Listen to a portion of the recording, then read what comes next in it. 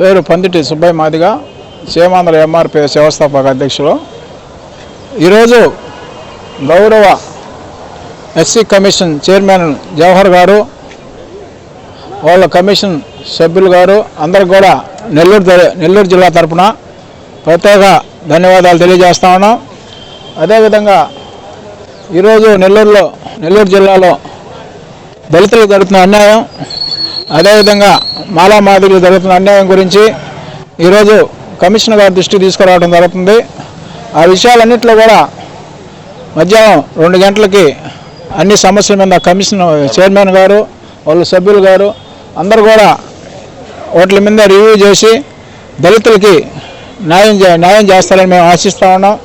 ఎందువల్లంటే SC commission chairman గారు ఒక మహోన్నత వ్యక్తి. ఆయన రాష్ట్ర కేబినెట్లో అదేవిధంగా దళిత సమస్యలు తెలిసిన వ్యక్తి, దళితుల విషయాలు తెలిసిన వ్యక్తి కాబట్టి మా అందరికి కూడా దళితులకు న్యాయం జరుగుతుందని మేము తెలియజేస్తూ ఉన్నాం.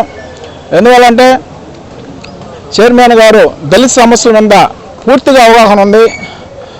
ఆ కులంలో నుంచి వచ్చిన వ్యక్తి కాబట్టి దళితుల సమస్యల మీద, దళితుల విషయాల మీద అన్నిటికి కూడా పూర్తిగా అవగాహన ఉంది కాబట్టి దాని మీద అందరికి కూడా న్యాయం జరుగుతుందని మేము ఆశిస్తూ ఉన్నాం.